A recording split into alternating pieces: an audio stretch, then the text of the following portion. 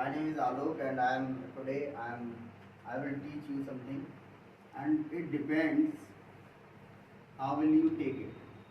आज हम जो बताएंगे आपको उससे आपका जो करियर है, आपका जो जीवन है, उसका डायरेक्शन चेंज हो सकता है ना। और वो है हमारा स्टडी को लेकर। अब जैसा कि मैंने आपको बताया कि after 5th class, after 10th class, after 12th class and after graduation, जो हमारा जीवन है, हमारी जो लाइफ है, आपकी स्टूडेंट लाइफ, वो यहाँ से स्टार्ट होती है बेसिकली आफ्टर 5th क्लास। तो आफ्टर 5th क्लास हम क्या क्या कर सकते हैं, कोई बता सकता है मुझे कि आफ्टर 5th क्लास हम किस किस स्कूल में जा सकते हैं जिससे हमें बहुत ही बेटर एजुकेशन मिल सकती है, क्वालिटी एजुकेशन मिल सकती है। Any idea, anyone? बताओ। कभी सुना है आपने कोई स्कूल ऐसा? कौन सा है? नवोदय के अलावा बताएंगे आप। एक तो देखिए नवोदय तो सबको पता है, वेरी गुड, केवीएस भी है। नवोदय सबने सुना है, केवीएस और सैनिक स्कूल, ठीक है, correct, Sainik school and then AMU, good, और बाकी ये ठीक है। और आफ्टर 8th क्लास भी सेम ही है। इसमें एक और ऐड मैं आपको करूंगा, दैट इज विद्या ज्ञान। सुना है किसी ने विद्या ज्ञान के बारे में? विद्या ज्ञान जो स्कूल है, जो विद्यालय है, वो एक तरह से आपका नवोदय वैसा ही है और free of cost. HCL company का नाम आपने सुना है? HCL, कभी कंप्यूटर देखा हो HCL का, देखा है? तो उनके जो फाउंडर हैं शिवनदा, उनका एक फाउंडेशन है और वो विद्या ज्ञान को चलाते हैं, ठीक है। क्वालिटी एजुकेशन, इसमें बहुत अच्छी एजुकेशन मिलती है and that is free of cost, बिल्कुल फ्री है। और उनका लक्ष्य ये है, एम ये है कि जो ग्रामीण क्षेत्र में लोग रहते हैं, बच्चे रहते हैं जिनके पास रिसोर्सेज नहीं है, जो लोग अच्छे स्कूलों में नहीं पढ़ सकते, जिनके पास फैमिली बैकग्राउंड अच्छा नहीं है, तो वो उनका टेस्ट दें और उसके बाद क्वालिफाई करने के बाद एक अच्छी एजुकेशन उन्हें 12th तक मिल जाए, ठीक है। तो हमने 5th क्लास के बाद देख लिया। अब कुछ ऐसे आप में से अधिकतर लोग ऐसे हैं जो 5th क्लास को क्रॉस कर चुके हैं, तो अभी इसको डिस्कस करने से हमें कोई फायदा नहीं। अभी हम करेंगे आफ्टर 8th क्लास क्या कर सकते हैं, और इससे पहले एक और एग्जाम होता है, that is after 7th class. अच्छा, आप लोगों में से में या नेवी में अपना करियर बनाओ। Anyone who wants to join navy, air force या मिलिट्री, वो चाहता है कि मैं कंट्री की सेवा करूं, है कोई? देश की सेवा कोई नहीं करना चाहता यहाँ, है? अबे कोई प्लान नहीं है प्लान कोई? कोई प्लान नहीं है आपका? चलो इससे पहले एक बार ये पूछ लेते हैं कि आप अपने फ्यूचर में करना क्या चाहते हैं ना, वो सही रहेगा। तो आप अपना नाम बताएंगे और ये बताएंगे कि आप इन फ्यूचर क्या करना चाहते हैं, what you want to be, okay, that would be cool, yes. Dushyant wants to become a doctor. Good, great. Sit down. Next. Nudan wants to be an IAS. Very good. Sit down. Next. Yes. Are you not interested? My name is Prachi. Prachi. Prachi क्या बनना चाहती है? Doctor. Sit down. Next. My name is Romesh. I want to doctor. What's your name? Romesh. Romesh. Romesh. Okay. And you want to be doctor? Good. Great. Sit down. Next. My name is Yuvis. I want to become a MBBS doctor. Doctor. Good. My name is Pankaj Kumar. I join in army. I want to be in army. Okay. तो आप एक ऐसे हो जो army में जाना चाहते हो, है ना, यानी आप इसके लिए एलिजिबल हो, ठीक है। Sit down. And what about My name is Pratap. I want to become a scientist. Scientist? Great, very good. तो अभी हमने देखा यहाँ पे मोस्ट ऑफ जो स्टूडेंट्स हैं वो डॉक्टर बनना चाहते हैं। एक ऐसी स्टूडेंट है जो IAS बनना चाहती है, एक आर्मी में जाना चाहते हैं, और एक ऐसे हैं जो साइंटिस्ट बनना चाहते हैं, ठीक है। यही है। चलिए देखते हैं क्या क्या हो सकता है। तो मैं सबसे पहले आर्मी के लिए बता दूं, क्योंकि हम 5th क्लास क्रॉस कर चुके हैं। तो 7th क्लास में, जब आप 7th क्लास में आते हो, यानी 6 क्रॉस करके 7th में आते हो, तो एक एग्जाम होता है दैट इज कॉल्ड RIMC।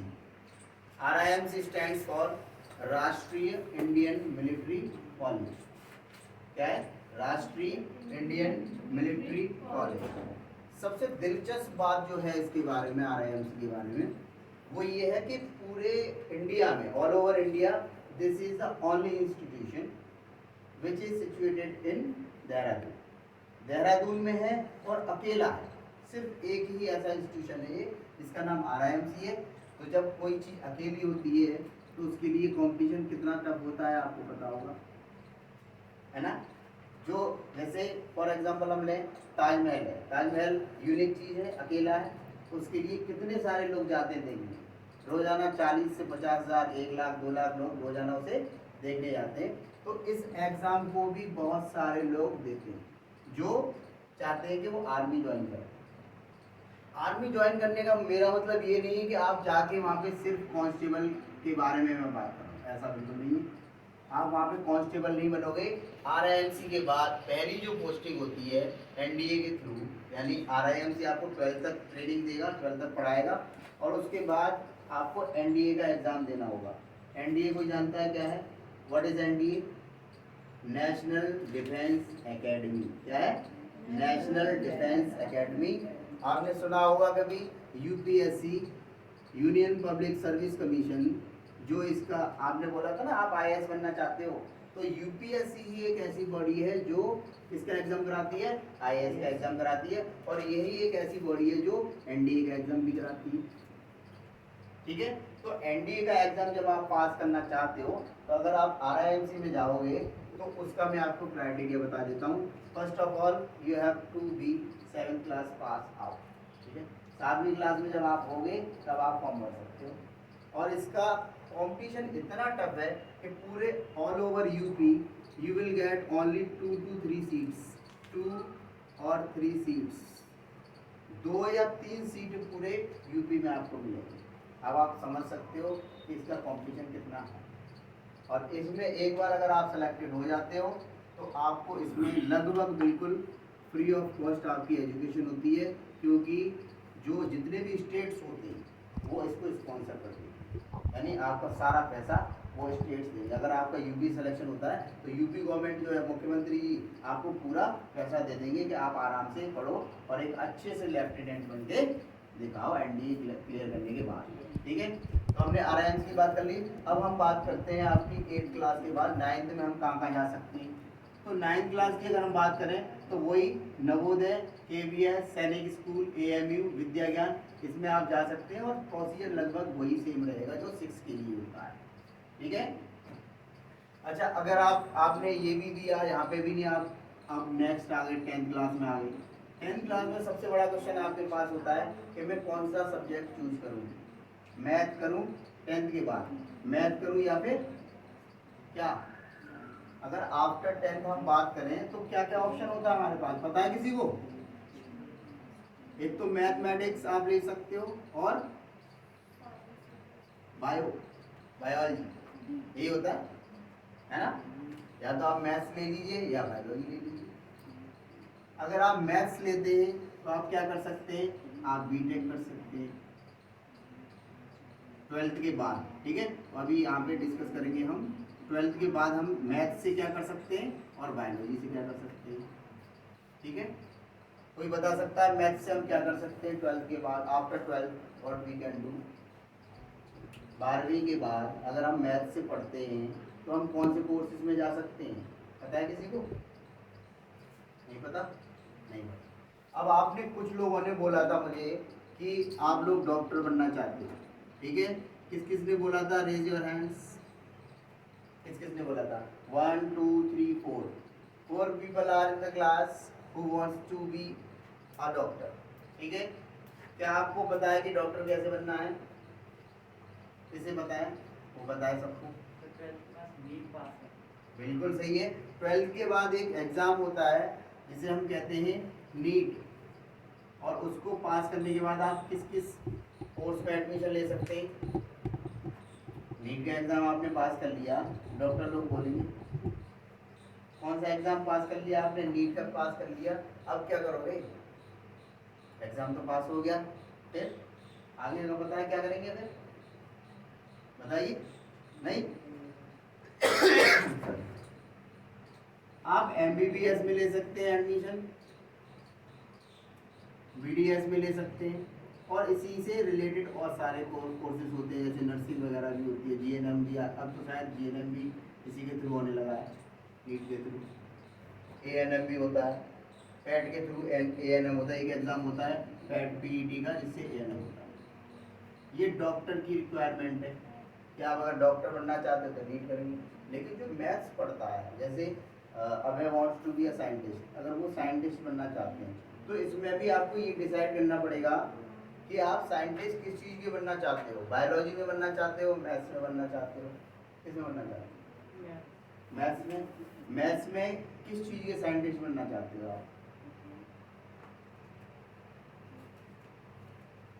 बताओ। एक होता है स्पेस में कि आप स्पेस में कुछ जानना करना चाहते हो, एक रॉकेट साइंस होती है उसमें कुछ करना चाहते हो, तो किस में आपका इंटरेस्ट ज़्यादा है? स्पेस में, बिल्कुल ठीक है। तो आप इसके लिए करोगे बीटेक। क्या करोगे? बैचलर ऑफ टेक्नोलॉजी, बीटेक करेंगे, 4.5 साल का आपका कोर्स होगा। उसके बाद आप एक, और स्पेस एंड साइंस के भी बहुत सारे एग्जाम होते हैं, स्पेस एंड साइंस, उसके आप एग्ज़ाम देंगे और कोर्स करके आप स्पेस से रिलेटेड, आप जानते हो कि इंडिया का सबसे बड़ा स्पेस रिसर्च सेंटर का नाम क्या है? पता है आपको? क्या है ये? What is this? इसरो है ना, जो रॉकेट लॉन्च करता है, कोई जो मिशन जितने भी होते हैं, चंद्रयान हो, अब जितने भी सारे मिशन हो, वो किसके थ्रू लॉन्च होते हैं? या तो इसरो के थ्रू होते हैं, या फिर इसके अलावा भी 1-2 सेंटर और हैं जिनके थ्रू लॉन्च होती है। तो अगर आप साइंटिस्ट बनना चाहते हैं तो आप क्या करेंगे? बीटेक करेंगे। तो हमने डॉक्टर कवर कर लिया, साइंटिस्ट कवर कर लिया, अब कौन रह गया? आर्मी हमने कवर कर दिया, अब रह गया क्या? क्या रह गया? IAS। IAS का नाम सुन के, वैसे लिखने में तो सिर्फ 3 अक्षर है ना, IAS लिखने में सिर्फ 3 अक्षर। फुल फॉर्म क्या होती है इसकी, बताइए? Full form, what is the full form of IAS? बोलिए, पता है? Indian Indian army. गुड। और नहीं पता?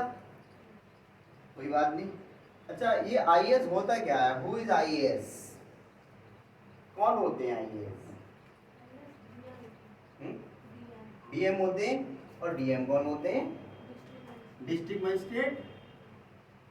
और डिस्ट्रिक्ट मजिस्ट्रेट कौन होते हैं? क्या काम होता है इनका?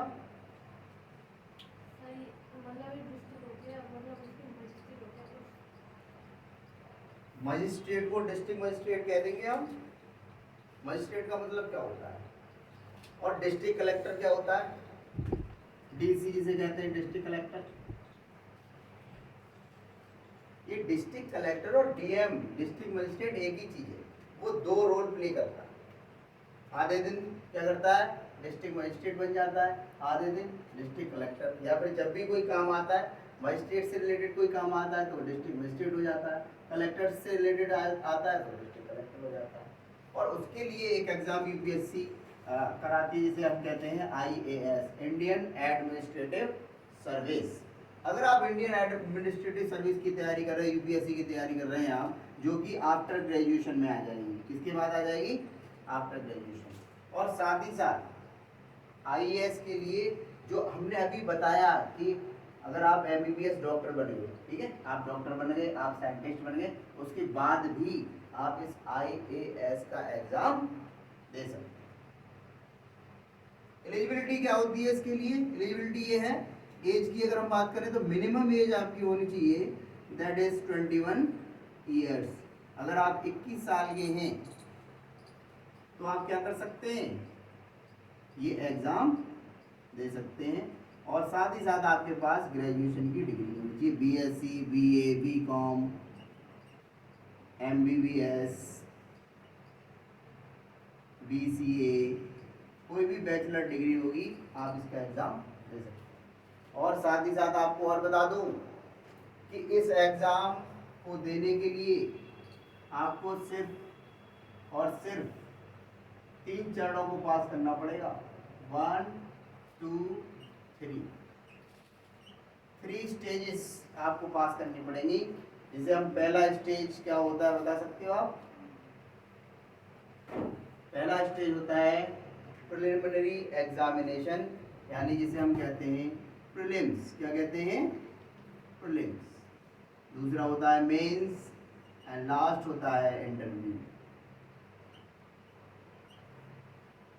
अब आप सरप्राइज हो रहे होंगे कि अगर सर मैं नीट से एमबीबीएस बन गया या बन गई, या फिर मैंने बीएससी कर लिया, या फिर मैंने बीए कर लिया, या फिर मैंने बीकॉम कर लिया, या फिर मैंने एमबीबीएस कर लिया, बीसीए कर लिया, या फिर कोई भी ग्रेजुएशन डिग्री कर ली, तो क्या मैं इतनी एलिजिबल हो जाऊंगी या हो जाऊंगा कि ये तीनों एग्जाम पास करके मैं आईएएस बन सकती हूँ या बन सकता हूँ? तो बिल्कुल हो जाओगे आप। क्यों हो जाओगे? क्योंकि इसमें जो पेपर आता है वो जनरल स्टडी का पेपर आता है। क्या कहते हैं इसे? क्या सब्जेक्ट होता है? General studies. अब जनरल स्टडीज को अगर हम हिंदी में ट्रांसलेट करें तो क्या हो जाएगा? जनरल स्टडीज का मतलब क्या होता है बता सकता है? जनरल का मतलब क्या होता है? सामान्य। और स्टडी का मतलब क्या होता है? अध्ययन, है ना? ये तो होता है। जनरल स्टडी का मतलब है सामान्य अध्ययन। और सामान्य अध्ययन क्या होता है? कि ऐसा अध्ययन जो कोई भी कर सकता है, चाहे वो बीए किया हो, चाहे वो बीसीए किया हो, चाहे वो बीकॉम किया हो, चाहे वो साइंटिस्ट, सब कर सकते हैं जनरल स्टडी का। तो पहला जो एग्जाम आपको प्रीलिम्स में देना पड़ेगा उसके आपको 2 पेपर देने पड़ेंगे। कितने देने पड़ेंगे? 2 पेपर। पहला होगा जिसे GS1 कहते हैं, जनरल स्टडी 1, और दूसरा पेपर होता है GS2, जनरल स्टडी 2। GS1 का जो पेपर है उसमें आपको 200 क्वेश्चंस मिलेंगे। How many questions? 200 क्वेश्चंस। अब आप कहोगे कि सर इसमें क्वेश्चन कैसे आते हैं? आईएएस का एग्जाम बड़ा एग्जाम है, इंडिया का सबसे टफेस्ट एग्जाम आईएएस का एग्जाम बोला जाता है, यूपीएससी जो कराती है। तो इसमें पहले पेपर में 200 क्वेश्चन पूछे जाते हैं, जो कितने घंटे के लिए होती है? 2 घंटे के लिए। और मजे की बात क्या है? मजे की बात ये है कि इसमें नेगेटिव मार्किंग भी होती है। क्या होती है? नेगेटिव मार्किंग होती है। और मजे की बात ये है कि इसमें पास होने के लिए लगभग 50% मार्क्स चाहिए। जब कभी आपके 50% मार्क्स आ जाए, सेकेंड डिवीजन आ जाए, तो घर वाले क्या कहते हैं? कि अच्छे नंबर आए? कहते हैं ऐसे? अरे हाँ या ना कहते हैं? क्या कहते हैं? रिस्पॉन्स तो दो। अगर आपके जैसे फॉर एग्जांपल आप 8th में पढ़ रहे हो, ठीक है, आपके एग्जाम हुए और आपका फाइनल रिजल्ट आया जिसमें आपके 600 में से 300 नंबर आए, 50% हो गया। 600 में से 300 अगर नंबर आ रहे तो 50% हो गया। आप रिजल्ट लेके गए घर पे और आपके मम्मी या पापा ने देखा कि बच्चे की हमारे 50% नंबर आए, तो वो क्या कहेंगे? क्या उनका रिएक्शन होगा? कि बेटा बहुत अच्छे से पढ़ाई करी है आपने। क्या होगा? बोलो बोलो बोलो, शर्मा होगा। क्या होगा? कि इसने तो हमारा पैसा बर्बाद कर दिया, ये नहीं पड़ेगा, ऐसे हटाओ। लेकिन इस एग्जाम में अगर आप 50% यानी 100 नंबर ले आते हो, 100 से 100 या 101 नंबर ले आते हो, तो आपका ये जो एग्जाम है पहला वाला वो क्वालिफाई हो जाएगा।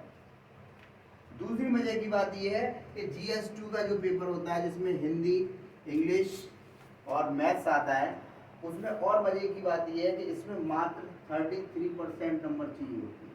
33%। आपको पता है 33% में कौन सी डिवीजन बनती है? पता है? पता है? अगर किसी के 33% आते हैं, 33% आते हैं, तो उसकी कौन सी डिवीजन मानी जाती है? कौन सी? 3 डिवीजन होती है। फर्स्ट डिवीजन होती है, second division, third division. Third division के बाद फेल हो जाता है इंसान, है ना? और जो एटलीस्ट जो क्राइटेरिया होता है 33% होता है कि पास होने के लिए आपको 33% चाहिए, आप थर्ड डिवीजन से पास हो जाओगे। और 33 से नीचे आ गए तो आप क्या हो गए? फेल हो गए। ये होता है। लेकिन इसमें मजे की बात क्या है? इसमें 33% होते हैं आपको चाहिए। आप अगर इसमें 33% ले आते हो और इसमें आप 50% ले आते हो तो आप पहला पेपर क्वालिफाई कर जाओगे। आपको लग रहा होगा ये तो बहुत आसान है नहीं? नहीं है? अरे अभी आप 100 नंबर का पेपर दे रहे हो, तो अगर आपके 90 नंबर भी आते हैं तो आपके घर वाले कहते हैं कि 10 नंबर कहाँ कट गए? कहते हैं नहीं कहते हैं कि 10 नंबर कहाँ काट दिए, इतना क्यों क्यों नहीं ढंग से पढ़ रहे हो, मुझे 99 चाहिए, मुझे 95 चाहिए, आपके घर वाले कहते हैं? अगर आपका 100 नंबर का पेपर है और अगर आप कहीं 33 नंबर ही लाए, तो आई एम श्योर, अगर आप जगदम्बा में पढ़ रहे हो, एमबीएस में पढ़ रहे हो, या किसी भी इंग्लिश मीडियम में पढ़ रहे हो, अगले ही दिन या अगले ही साल आपको उठा के किस में कर दिया जाएगा? हैं? किस में कर दिया जाएगा? सरकारी स्कूल में, कि ये नहीं पढ़ेगी या ये नहीं पढ़ेगा। अरे जब उनका इतना पैसा खर्च हो रहा है, उसके बाद आपका 33% आ रहा है, तो उसका क्या फायदा होगा? लेकिन इस एग्जाम में अगर आपके 33% आ जाते हैं सेकंड पेपर में, तो आप समझ लो आपका एग्जाम क्वालिफाई हो जाएगा। इसमें अगर आपके 50% आ जाते हैं, तो आप समझ लीजिए फर्स्ट वाला पेपर आपका क्लियर हो जाएगा। ठीक है, चलिए आगे चलते हैं। मेंस। अच्छा एक बात बताओ आप लोग मुझे कि ये आईएएस जो होता है, वो इतना लोग इसे क्यों मानते हैं कि ये बहुत अच्छी नौकरी है या वैल्यू बहुत है? आपने तो कभी कोई आईएएस देखा? किसी ने देखा आईएएस? किसने देखा? अब मैंने देखा, देखा आपने नहीं देखा? हमने आपको नहीं दिखाया? आईएएस दिखाए थे? आईएएस नहीं, उसी एग्जाम में आईआरएस दिखाए थे, याद है? दिखाए। तो उसी एग्जाम को पास करके आप आईएएस भी बन सकते हो। तो उस एग्जाम में ऐसा क्या है जो इतना लोग पसंद करते हैं, जिसकी इतना क्रेज है? आपने ऐसा एक भी आईएएस नहीं देखा अभी तक? ऐसा क्या, कुछ तो होगा, है ना? और पूरा जिला उस एक व्यक्ति के सहारे दे दिया जाता है, जाओ आराम से आप संभाल से। तो इस एग्जाम में ऐसा थोड़ी ना कि आप 33% ले आए, 50% ले आए और आपको दे दिया जिला, चला जाओ आराम से। तो फिर तो कोई भी चला जाएगा और कर सकते हैं आराम से, हो जाएगा नहीं हो जाएगा? लेकिन ऐसा नहीं है, क्योंकि अब खेल स्टार्ट होता है यहाँ से, मेन से, जो आपकी इंटेलिजेंस लेवल को चेक करता है। क्योंकि इसमें जो पेपर होते हैं वो सारे रिटन पेपर होते हैं। कैसे होते हैं? रिटन पेपर होते हैं, लिखना पड़ता है आपको। लगभग 8 पेपर आपको इसमें देने पड़ेंगे, जो आपको 250 नंबर के होंगे। कितने? 250। और 250 में आपको 20 क्वेश्चंस लिखने होंगे। कितने लिखने होंगे बेटा? 20 क्वेश्चन लिखने होंगे, जिसका जो शब्द होंगे वो लगभग आपको 250 शब्द लिखने पड़ेंगे एक क्वेश्चन, 250 से लेकर 300, और 20 क्वेश्चन, और समय रहेगा आपका 3 आवर्स। 3 घंटे में 20 क्वेश्चन, ऐसे क्वेश्चन जिसका हमें कोई और जो पता नहीं।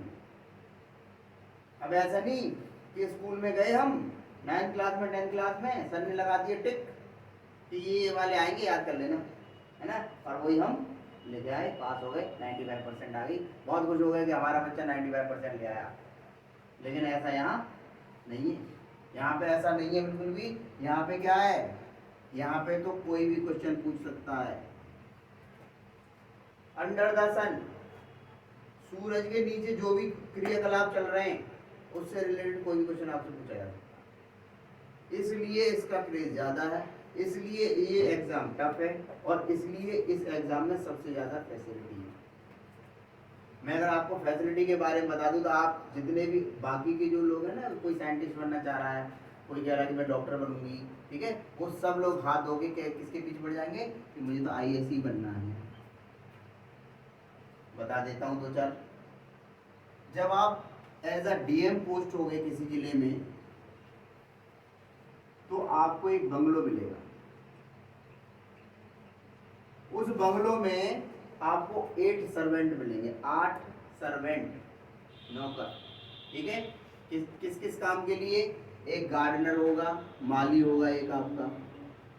अब जब माली होगा तो बगीचा भी तो होगा, है ना?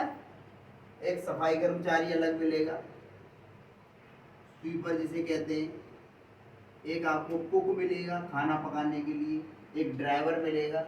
इस तरीके से 8 लोग आपकी सेवा में हाजिर रहेंगे। कैसा रहेगा जब 8 आदमी आपका वेट कर रहे हो कि मैडम शाम के खाने में क्या बनेगा?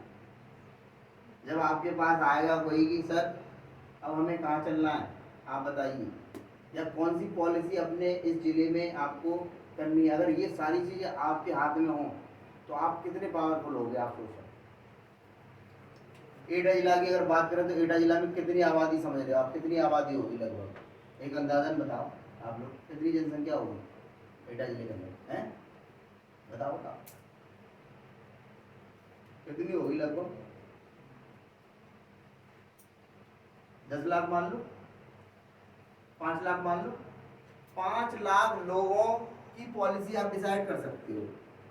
5 लाख लोग कौन सी योजना का लाभ लेंगे एटा जिले के अंतर्गत और कौन सी योजना सबसे प्रायोरिटी पे चलेगी, उसका क्रियान्वयन आप कर सकते हो इस एग्जाम को पास करने के बाद। That is why this exam is very prestigious, important and lucrative. लोग इस एग्जाम को पास करने के लिए 10-10 साल लगे रहते हैं मुखर्जी नगर में दिल्ली में, 10-10 साल, जब तक उनकी एज नहीं हो जाती। इसकी एज जो लास्ट है वो जनरल के लिए 32 ईयर्स है, जब तक वो 32 साल के नहीं हो जाते वहीं पड़े रहते हैं। क्यों? The nature of the job, the facilities, the power, जो पावर होती है हमारे वो ना तो साइंटिस्ट के हाथ में इतनी पावर, ना डॉक्टर के हाथ में, क्योंकि एक जिले में आप देखोगे बहुत सारे डॉक्टर होते हैं, एक जिले में आप देखोगे साइंटिस्ट भी कई सारे मिल सकते हैं, एक जिले में आप देख सकते हो लॉयर बहुत सारे मिल सकते हैं, लेकिन जब कलेक्टर की बात आएगी तो एक जिले में सिर्फ एक ही कलेक्टर होता है। इस वजह से ये जो जॉब है इतनी लुक्रेटिव है, इतनी अच्छी है, इसके पीछे लोग इतने पागल हैं। 15 लाख लोग हर साल इस एग्जाम को, प्रीलिम्स को भरते हैं। कितने लोग? 15 लाख, 15 लाख लोग एग्जाम देते हैं। दूसरा एग्जाम जाते जाते सिर्फ 15,000 बचते हैं, और तीसरे एग्जाम यानी इंटरव्यू में जाके ज़्यादा से ज़्यादा लगभग हम कह सकते हैं कि 2,000 या 1,000, 2,000 से 3,000 मान लो, या फिर 1,500 से 2,000 मान लो। 1,500 से 2,000 ऐसे बच्चे होते हैं जो इंटरव्यू देते हैं, और फाइनल जो बच्चे होते हैं चुन के जाते हैं वो होते हैं लगभग 900, 900। और 900 में जो टॉप 100 होते हैं, जो सबसे ऊपर टॉप रैंक वाले 100 जो होते हैं, वो आपके बनते हैं, क्या बनते हैं? IAS, वो बनते हैं IAS। ये जो 100 हैं वो बनते हैं IAS। 15 लाख में से 100 लोगों को चुना जाता है। इसी वजह से कहा जाता है the toughest exam of India is UPSC। इतनी पावर होने के लिए, इतनी पावरफुल होने के लिए लोग क्या करते हैं, इस एग्जाम को दिन रात पढ़ते हैं, दिन रात जाते हैं। और एक और मजे की बात यह है कि जो फाइनल सिलेक्शन जिस बंदे का होता है उसका पता है आपको कि कितना % आता है? टोटल जो इसका एग्जाम होता है वो लगभग 2075 नंबर का होता है, 2075। और जो टॉप करता है, जिसकी पहली रैंक आती है, जो सबसे टॉप करता है, उसका जो % आप सुनोगे तो कहोगे कि ये तो बहुत आसान है, 45 to 50% के बीच में उसका बनता है। यानी 2075 में लगभग 900 और 1000 के बीच में इसका नंबर आ जाता है, वो टॉप कर जाता है, पूरे भारत में टॉप आ जाता है। वो जहाँ चाहेगा उसे वो जिला मिल जाएगा, या वो कार्डर मिल जाएगा। जैसे कार्डर कहते हैं, कार्डर का मतलब होता है वो स्टेट मिल जाएगा। जैसे अगर मैं एग्ज़ाम दूँ और मैं 1 से लेकर 100 तक मेरा नंबर आ जाए तो मेरे IAS बनने के चांसेस हैं, और उसी के हिसाब से मुझे ये भी अलॉट हो सकता है कि मुझे कहाँ जाना है, ठीक है, कौन से जिले में जाना है। तो जब आपका इंटरव्यू होगा, इंटरव्यू के बाद आपकी ट्रेनिंग होगी, और पहली पोस्टिंग जो होती है इसकी वो होती है SDM की। SDM की फुल फॉर्म कोई बता सकता है क्या? सब डिस्ट्रिक्ट मजिस्ट्रेट। क्या है? सब डिस्ट्रिक्ट मजिस्ट्रेट। किसी सुना तो होगा आपने, SDM नाम सुना नहीं है? SDM सुना होगा कि SDM साहब के पास जा रहे हैं। कहाँ जा रहे हैं? SDM साहब के पास जा रहे हैं। कोई ये नहीं कहता SDM के पास जा रहे हैं, DM साहब के पास जा रहे हैं। आपने किसी को सुना है कि ये कहता हो कि DM के पास जा रहा है, आज तो काम है थोड़ा DM के पास जा रहा है ना, ऐसा है नहीं। DM साहब क्यों है इसकी इतनी Prestige? Because of nature of the examination, examination का नेचर, पावर, इस वजह से इसकी इतनी वैल्यू है इस एग्ज़ाम की। तो ये आपका जो फाइनल जो और लास्ट जो हमारा था अब एक वो था IAS, इंडियन एडमिनिस्ट्रेटिव सर्विस। मैंने आपको लगभग हल्की फुल्की इन्फॉर्मेशन आपको दे दी। जिससे कि आप अभी जैसे 6 में हो, 7th में हो, 8th में हो, तो आप अपना माइंड मेकअप कर लें कि मुझे इन फ्यूचर क्या करना है। ठीक है, अगर आप साइंटिस्ट बनना चाहते हैं तो it is very simple and clear कि आप साइंस पे ज़्यादा ध्यान देंगे। अगर आप डॉक्टर बनना चाहते हैं तो अभी साइंस पे ज़्यादा ध्यान देंगे। अगर आप IAS बनना चाहते हैं तो अभी साइंस पे आपको ध्यान देना पड़ेगा, क्योंकि इसमें साइंस का भी पेपर होता है। तो आफ्टर ऑल अगर हम सिंपल सी लैंग्वेज में कहें तो science plays a vital role in your life. ठीक है, आपके छात्र जीवन से लेके और जब तक आपको जॉब नहीं मिलेगी, जब तक आप जॉब लेते हो, जीते हो, जिंदा रहते हो और मरते हो, तब तक साइंस काम आती है। जैसे आपका जन्म होता है और मृत्यु होती है, तब तक साइंस आपकी काम आती रहती है। चारों तरफ आप कुछ भी देख लो, इस कमरे में कुछ भी देख लो, सब साइंस है, एवरीथिंग इज साइंस। ठीक है, अगर मैं यहाँ पे खड़ा हूँ दैट इज साइंस। पंखा ही अगर रोल हो रहा है, घूम रहा है, तो ये साइंस का ही आविष्कार है। तो जब हमें पता है कि जो चीज़ हमें सबसे इम्पोर्टेंट है तो उस पर हम सबसे ज़्यादा ध्यान भी तो देंगे। तो हमें सबसे ज़्यादा ध्यान किस पे देना है? साइंस पे देना है। और ये आप इस चीज़ को यकीन करें या न करें, एक बार अगर आपको साइंस में इंटरेस्ट आ गया, चाहे वो फिजिक्स है, चाहे केमिस्ट्री है, चाहे वो बायोलॉजी है, तीनों साइंस, और इसकी बहुत सारी ब्रांचेस है। ये तो मेन बता दें, जूलॉजी, बॉटनी, ज्योग्राफी में बहुत सारी साइंस होती है। ठीक है, ये बहुत बड़ा एक विशाल कह सकते हैं कि ये इसके पार्ट्स होते हैं। तो अगर आपको साइंस में इंटरेस्ट आ गया और आप थोड़ा सा सीरियस हो गए, तो आप ये समझ लीजिए कि इस साइंस के थ्रू आप कुछ भी कर सकते हैं, बहुत सारी, अपना जॉब भी ले सकते हैं, अपनी लाइफ को भी बहुत बेहतर बना सकते हैं। यहाँ पे मैं ये नहीं कह रहा कि अगर आप अच्छी पढ़ाई करेंगे, साइंस की अच्छी पढ़ाई करेंगे तो सिर्फ आपको जॉब ही मिलेगी। अगर आपको जॉब भी नहीं मिलती फिर भी आपका जीवन इतना बेहतर कटेगा जिसका आपको कोई अंदाजा नहीं है। आपने देखा होगा जब कोई बीमार पड़ जाता है तो पहले क्या होता था? बुखार आ जाता था। जब इतने इंस्ट्रूमेंट नहीं थे, इतना हेल्थ नहीं था, इतने सिस्टम नहीं था, तो क्या करते थे? घर पे क्या करते थे बताइए, क्या होता है? जड़ी बूटियों की दवाई बनाते थे, लेकिन वो जड़ी बूटियों की नॉलेज कुछ लोगों को होती थी। नॉर्मल क्या करते थे?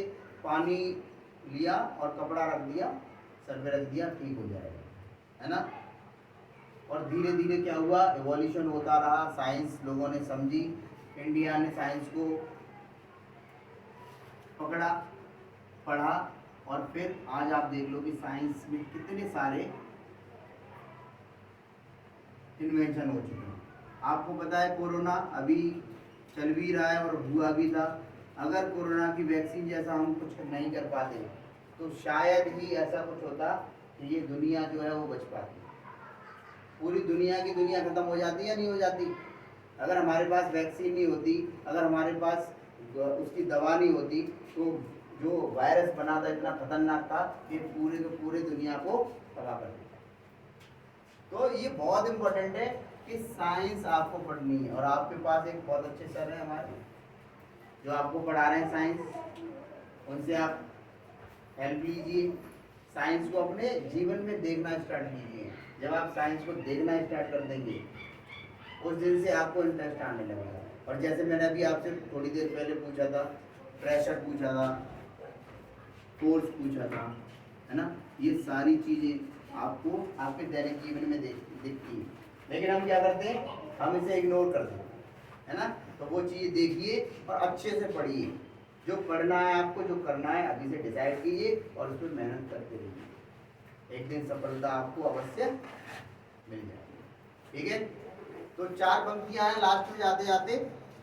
कभी कभार क्या होता है कि हम लोग बहुत मेहनत करते हैं लेकिन हमें जो हमारा फल है, जो हमें मिलना चाहिए, वो नहीं मिल पाता। जैसे हम फर्स्ट रैंक के लिए बहुत मेहनत करते हैं, पढ़ रहे हैं, देर रात पढ़ रहे हैं, लेकिन फिर भी क्या होता है? हमारी फर्स्ट रैंक नहीं आ पाती। हम कोई एग्जामिनेशन के लिए बहुत प्रयास करते हैं, जैसे कि नवोदय के लिए आपने बताया था, फिर भी हमारा सिलेक्शन नहीं हो पाता, तो हम बहुत निराश हो जाते हैं। फिर आगे हम कभी नहीं सोचते कि हम कोई एग्जाम देंगे। तो उसके लिए 4 पंक्तियां कि असफलता एक चुनौती है, इसे स्वीकार करो। जो फेलियर है वो क्यों हुआ, उसके लिए हम पहले उसे स्वीकार कर लेंगे। चलो ठीक है, हम फेल हो गए, कोई बात नहीं, असफलता एक चुनौती है, इसे स्वीकार करो। क्या कमी रह गई देखो और सुधार करो। असफलता एक चुनौती है, इसे स्वीकार करो। क्या कमी रह गई देखो और सुधार करो, जब तक न सफल हो, जब तक न सफल हो नींद चैन को त्यागो तुम। आपको जब आपने एक बार सोच लिया कि मुझे ये काम करना है, तो फिर ये मत सोचो कि सुबह उठने में मुझे नींद आ रही है, फिर आपको नींद और चैन से कोई वास्ता नहीं रहना चाहिए। जब तक न सफल हो नींद चैन को त्यागो तुम, मैदान संघर्ष का छोड़ मत भागो तुम, कुछ किए बिना ही जय जयकार नहीं होती, कोशिश करने वालों की कल्याण। Thank you very much.